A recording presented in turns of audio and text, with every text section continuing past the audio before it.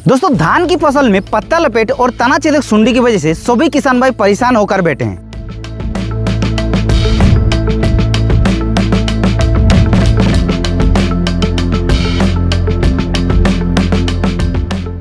क्योंकि इस कीट का एक बार जिस धान की फसल में प्रकोप हो जाता है तो पूरे धान की फसल का 50 से लेकर के 70% तक उत्पादन में कम कर देता है।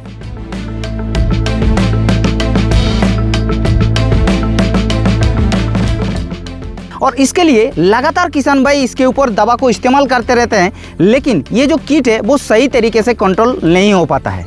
तो आज हम इसके लिए एक कंप्लीट समाधान लेकर आए हैं जिसका नाम टाइटन एग्रीटेक कंपनी के पेपोरा नाम का एक दवा।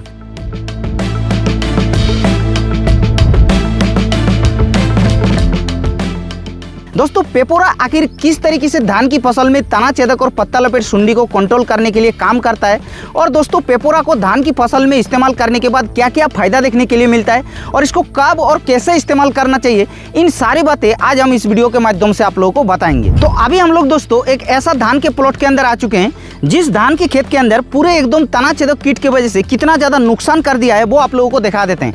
देखिए ये जो धान का बालिया है इसके अंदर जो दाने होता है वो एक भी दाने देखने के लिए सही नहीं मिल रहा है। देखिए पूरे धान का दाने खोखला हो चुका है। तो ये होता है तना छेदक कीट का प्रभाव।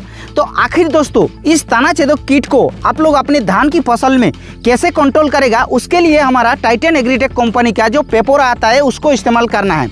तो चलिए आप लोगों को बता देते हैं कि पेपोरा आखिर कैसे काम करता है धान की फसल में तना छेदक कीट के ऊपर, या फिर जो पत्ता लपेट सुंडी होता है उस कीट के ऊपर कैसे काम करता है। तो सबसे पहले जैसा कि आप लोग देख सकते हैं दोस्तों, मेरे पास टाइटन एग्रीटेक कंपनी का पेपोरा ग्रेन्युअल्स दानेदार जो है वो मेरे पास अवेलेबल है। तो आखिर ये क्या होता है इसके बारे में थोड़ा सा आप लोगों को बता देते हैं। देखिए पेपोरा एक कीटनाशक दानेदार फॉर्मुलेशन में होता है जिसके अंदर क्लोरेंटानिलिप्रोल जो कि 0.4% जीआर फॉर्मुलेशन के मतलब ग्रेन्युअल्स होता है, जो कि कुछ इस तरीके से दिखाई देता है। और ये दोस्तों धान की फसल में पत्ता लपेट और तना छेदक कीट के ऊपर तो कंट्रोल करता ही है, और उसके अलावा गन्ने की फसल में भी जो टॉप बोरर होता है या फिर जो अर्ली शूट बोरर होता है उसके ऊपर भी बहुत ही अच्छी तरीके से कंट्रोल करता है। तो चलिए धान की फसल में पेपोरा को इस्तेमाल करने के बाद पत्ता लपेट या फिर तना छेदक जो सुंडी होता है उसके ऊपर कैसे काम करता है नियंत्रण करने के लिए वो आप लोगों को बता देते हैं। सबसे पहले ये लंबे समय तक असर दिखाता है, ये कीड़ों से सुरक्षित रखता है जिससे पैदावार बहुत ही अच्छा मिलता है। ये पौधे के अंदर जाकर काम करता है जिससे बारिश में भी बहुत ही अच्छा रिजल्ट दिखाता है। ये लाभकारी कीट जो होता है जैसे कि मधुमक्खी वगैरह जो होता है उसके ऊपर भी कोई नुकसान नहीं पहुंचाता है। अब बात कर लेते हैं पेपोरा ग्रेन्युअल्स को धान की फसल के अलावा गन्ने की फसल में कब और कैसे इस्तेमाल करें।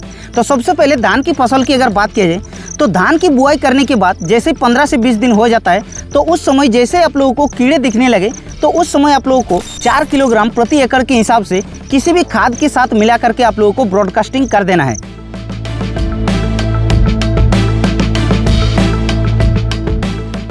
लेकिन एक चीज़ ध्यान रखनी है कि मिट्टी नमी हो। अगर मिट्टी नमी रहेगा तभी ये बहुत ही जल्दी काम करेगा और बहुत ही अच्छी तरीके से ये कीड़ों को कंट्रोल करेगा। तो इस तरीके से धान की फसल में इस्तेमाल करना है। अब बात कर लेते हैं गन्ने की फसल में कैसे इस्तेमाल करेंगे। तो गन्ने की बुआई के जैसे 35 से 40 दिन बाद हो जाएगा और उस समय जैसे आप लोगों को टॉप बोरर या फिर अर्ली शूट बोरर दिखने लगेगा उस समय आप लोगों को इसको 7.5 किलोग्राम प्रति एकड़ के हिसाब से किसी भी खाद के साथ मिला करके आप लोगों को डाल देनी है। हाँ, लेकिन इसमें एक चीज़ ध्यान रखनी है कि इसको गन्ने की कतारों के बीच में आप लोगों को डालनी है और हल्की सिंचाई करनी है, तभी आप लोगों को बहुत ही बेहतरीन रिजल्ट देखने के लिए मिलेगा। तो इस तरीके से दोस्तों टाइटन एग्रीटेक कंपनी का पेपोरा ग्रेन्युअल्स को धान की फसल के अलावा गन्ने की फसल में इस्तेमाल करके लंबे समय तक रिजल्ट ले सकते हैं। तो इस वीडियो में बस इतना ही। अगर आप लोगों का मन में कुछ सवाल रह गया तो आप लोग नीचे कमेंट कर देना। बाकी इस चैनल पर पहली बार आ रहे हैं तो चैनल को सब्सक्राइब करके हमारे इस चैनल पर जोड़ सकते हैं, क्योंकि हम इस चैनल पर ऐसा ही न्यू वीडियो आप लोगों के लिए डालते रहते हैं।